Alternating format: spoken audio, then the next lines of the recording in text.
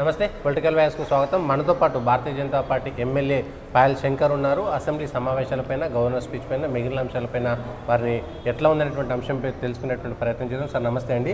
Governor speech పైన Bharatiya Janata party స్పందన ఏంటి, మీ విధానం ఏంటి? అంటే ఈరోజు శాసనసభలో గవర్నర్ గారితో మాట్లాడించినటువంటి మాటలు మేము విన్న తర్వాత మరొక్కసారి తెలంగాణ రాష్ట్ర ప్రజలను కాంగ్రెస్ పార్టీ మోసం చేసిందనేది చాలా స్పష్టంగా అనిపిస్తుంది. ఎన్నికల సమయంలో వారు మాట్లాడినటువంటి మాటలన్నీ కూడా, వారు ఇచ్చినటువంటి హామీలన్నీ కూడా ప్రభుత్వంలోకి వచ్చిన తర్వాత గవర్నర్ గారి ప్రసంగంలో ఆ విషయాలన్నీ కూడా పొందుపరుస్తాం అనుకున్నాం. ప్రభుత్వం ఏర్పడ్డదే ప్రజలకు ఇచ్చినటువంటి హామీల ద్వారా ప్రభుత్వం ఏర్పడ్డది. ప్రభుత్వం ఏర్పడ్డ తర్వాత ఈరోజు ఉన్నటువంటి ప్రభుత్వం ప్రజలకు ఇచ్చినటువంటి హామీల మీద స్పష్టంగా చెప్పాల్సినటువంటి అవసరం ఉంటే గవర్నర్ గారి ప్రసంగం ద్వారా. కానీ ఈరోజు గవర్నర్ గారితో మాట్లాడించినటువంటి మాటలు ఎక్కడా కూడా కాంగ్రెస్ పార్టీ గతంలో ఎన్నికల సమయంలో ఇచ్చినటువంటి ఏ ఒక్క హామీకి కూడా సంబంధం లేకుండా చెప్పి ఇచ్చినట్టు అనిపిస్తూ ఉన్నది. రైతు రుణమాఫీ విషయంలో ఎక్కడ కూడా ప్రస్తావన లేదు.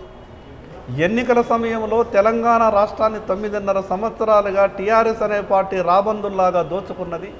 కాళేశ్వరం అనే ప్రాజెక్టులో లక్షల కోట్ల రూపాయల అవినీతి జరిగింది. ఏ ప్రాజెక్టు చేసినా కూడా వేల కోట్ల రూపాయల అవినీతి దాగి ఉన్నదని మాట్లాడినటువంటి కాంగ్రెస్ పార్టీ గవర్నర్ గారి ప్రసంగంలో ఎక్కడా కూడా గతంలో జరిగినటువంటి అవినీతి మీద, గతంలో జరిగినటువంటి ప్రాజెక్టుల మీద మేము చర్చ పెడతాం, లేదా అవినీతికి పాల్పడ్డటువంటి వ్యక్తులకు శిక్షలు ఖరారు చేయిస్తాం, లేదా వాటి మీద విచారణ జరిపిస్తామనే మాట ఎక్కడ కూడా మాట్లాడలేదు. మీరు రాజకీయ లబ్ధి కొరకు మీరు వేదిక చేసుకొని మాట్లాడినటువంటి మాటలని ప్రభుత్వంలో ఏర్పడ్డ తర్వాత దాన్ని అమలు చేయడంలో మీకు ఉన్నటువంటి ఇబ్బంది ఏంటిది? అదేవిధంగా సోనియా గాంధీ గారి గురించి తెలంగాణ రాష్ట్ర శాసనసభలో గవర్నర్ గారి నోట ద్వారా ఒక మాట చెప్పించారు. తెలంగాణ రాష్ట్రం ఇచ్చినటువంటి సోనియా గాంధీ గారికి కృతజ్ఞతలు అని. ఈరోజు తెలంగాణ రాష్ట్ర ప్రజలంతా కూడా చిన్నమ్మగా భావించేటటువంటి స్వర్గీయ సుష్మా స్వరాజ్ గారి మాట కనీసం మాట వరుసకైనా కూడా దాంట్లో గవర్నర్ గారి నోటి ద్వారా చెప్పించే ప్రయత్నం చేయలేదు అనంటే కాంగ్రెస్ పార్టీ నీతి ఏ రకంగా ఉన్నదో, కాంగ్రెస్ పార్టీ ప్రభుత్వం నీతి ఏ రకంగా ఉన్నదో గవర్నర్ గారి ప్రసంగం ద్వారా అర్థమయ్యింది. మరి అదేవిధంగా 9.5 సంవత్సరాల కాలంలో లక్షల కోట్ల రూపాయల అవినీతి జరిగింది. అది మాట్లాడింది కాంగ్రెస్ పార్టీ. మరి లక్షల కోట్ల రూపాయల అవినీతి జరిగినప్పుడు 4 రోజుల బడ్జెట్ సమావేశాలు ఏర్పాటు చేసి వాటి మీద కేవలం 4 రోజుల లోపలనే ఏ రకంగా చర్చించి దోషులపై చర్యలు తీసుకుంటారో అంటే దీని మీదకి వెళ్ళి ఒకటి స్పష్టంగా ఏమర్థమవుతున్నది అని అంటే కాంగ్రెస్ పార్టీ ప్రభుత్వం ఎక్కడా కూడా గతంలో జరిగినటువంటి అవినీతి మీద విచారణ చేయదలుచుకోలేదు. అంటే బీఆర్ఎస్ కాంగ్రెస్ ఒక్కటేనటువంటిది మీ ఆరోపణ? ఖచ్చితంగా కేవలం ఎన్నికల సమయంలో మాత్రమే కాంగ్రెస్ బీఆర్ఎస్ పార్టీ ప్రత్యారోపణలు చేసుకుంటుంది, ప్రజలకు ఒక భ్రమ కలిగించే ప్రయత్నం చేస్తుంది. మేము కాంగ్రెస్ బీఆర్ఎస్ఏ ప్రత్యర్థులం అనే విధంగా ప్రజలు అనుకునే విధంగా ఒక చర్చను తీసుకొచ్చేటటువంటి ప్రయత్నం చేస్తుంది. కానీ వాస్తవంగా ఆ 2 రాజకీయ పార్టీలు కూడా వాళ్ళకు ఉన్నటువంటి రహస్య ఒప్పందం ఉన్నది. దానిలో కారణంగానే జరుగుతున్నటువంటి విషయాలన్నీ కూడా ఒక్కొక్కటిగా చూస్తూ ఉంటే విషయం స్పష్టంగా అర్థమవుతూ ఉన్నది. నిజంగా లక్షల కోట్ల రూపాయల అవినీతి జరిగింది కదా, మరి ఆ లక్షల కోట్ల రూపాయల అవినీతిని జరిగిన దాని మీద అసెంబ్లీలో చర్చ పెట్టాలి కదా. ఇప్పుడు ఓటాన్ అకౌంట్ మాత్రమే పెట్టాం, మేము పూర్తిస్థాయి బడ్జెట్ పెట్టలేనటువంటి కూడా ఒక వాదన కాంగ్రెస్ ప్రభుత్వంలో. సమయం ఉన్నది. పార్లమెంటరీ వ్యవస్థ, పార్లమెంటు కూడా ఎంత గొప్పగా అక్కడ ఢిల్లీలో సమావేశాలు జరుగుతున్నాయి. మరి ఇక్కడ ఇంత పెద్ద అవినీతి జరిగిందని చెప్తున్నప్పుడు మీరు కేవలం 4 రోజుల సమావేశాలలో ఏం చర్చించదలుచుకున్నారు? వాళ్ళు ఏ విషయాలను కూడా చర్చించదలుచుకోలేదు. మీరేమైనా డిమాండ్ చేశారంటే? తప్పకుండా మేము అసెంబ్లీ సాక్షిగా మొత్తం జరిగినటువంటి అవినీతి మీద చర్చ జరగాల.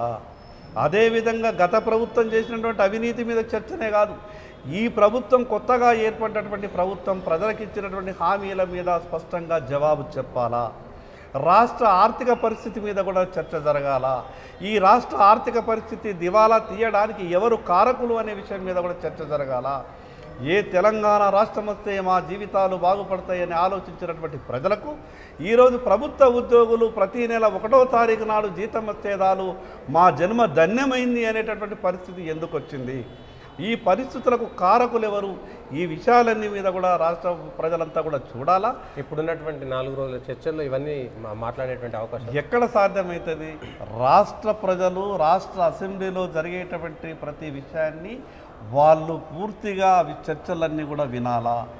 ఈ 4 రోజుల సమావేశంలో ఇంత పెద్ద ఆరోపణలు ఉన్నటువంటి ఈ లక్షల కోట్ల రూపాయల కుంభకోణం కానీ, రాష్ట్ర ఆర్థిక పరిస్థితి దివాలా తీసినటువంటి విధానం కానీ, గతంలో తీసుకున్నటువంటి ప్రభుత్వం యొక్క తప్పుడు కొన్ని నిర్ణయాలు కానీ, కాంగ్రెస్ పార్టీ ఇచ్చినటువంటి ఈ హామీలు కానీ, ఇవన్నిటి కూడా కూలంకషంగా చర్చ జరగాలి అని అంటే కనీసం 15 నుంచి 20 రోజులు అసెంబ్లీ సమావేశాలు జరిగితే తప్ప ఈ విషయాలన్నీ కూడా సభలో చర్చకు వచ్చేటటువంటి అవకాశం లేదు. కానీ ఇప్పటివరకు అయితే 13 తారీఖు వరకే మేము చర్చ చేస్తాము, అసెంబ్లీ నడుపుతాం అనేటువంటిది ఒకటి వచ్చింది. ఇంకా ఇంకో 10 రోజుల పాటు పెంచాలనేటువంటి డిమాండ్ ఏమైనా చేస్తాం? తప్పకుండా ఈ 4-5 రోజులే కాదు, మరో 15 రోజులు అసెంబ్లీ సమావేశాలని పొడిగించాలి. వాస్తవ విషయాలన్నీ కూడా అసెంబ్లీలో చర్చ జరగాలి.